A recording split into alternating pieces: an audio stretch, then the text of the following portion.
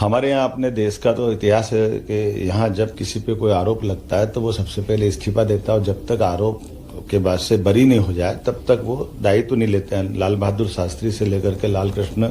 आडवाणी तक, जब हमारे माननीय उप प्रधानमंत्री लाल कृष्ण आडवाणी का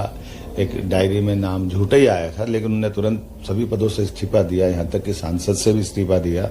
और उनने कोर्ट को फेस किया। कोर्ट से फेस होने के बाद ही डिसाइड हुआ कि उनको पार्टी का चुनाव लड़े और बाद में वो पदाधिकारी हुए। मैं मान के चलता हूं कि अपने लोकतंत्र में ये पहली जरूरत होती है कि अगर कोई उंगली उठ रही है और वो तो उस पार्टी को जिसके अपने दो मंत्री उनके इसी आरोप में बंद है जेल में, आज तक उनको कोर्ट से लगातार प्रयास करने के बाद हाई कोर्ट सुप्रीम कोर्ट कहीं से जमानत नहीं मिली,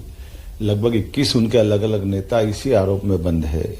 और इसी शराब कांड के मामले में जब 9 बार उन पर संबंध गए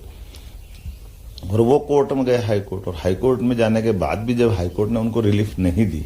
तो ऐसे में स्वतः वो इस्तीफा दे करके अपने ऊपर लगे आरोप को पहले फेस करते और अपने को बरी होने के बाद वो अपनी सरकार चलाते। लेकिन मुख्यमंत्री के रूप में जेल में जाना ये बड़ा दुर्भाग्यपूर्ण है और ये जनता की भावना, लोकतंत्र के लिए, सबके लिए आज तक कभी ऐसा समय नहीं आया। पद का इतना मोह, पद का इतना लोभ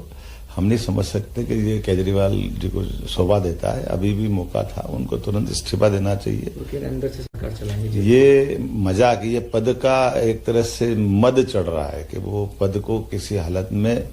मरे बंदर के बच्चों को बंदरिया चिपका के रखती है, उस तरह का भाव है। मैं समझ सकता हूँ,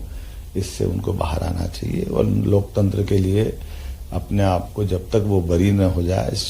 सभी प्रकार के न्यायालय से, तब तक उनको इस सब बातों से दूर रहना चाहिए।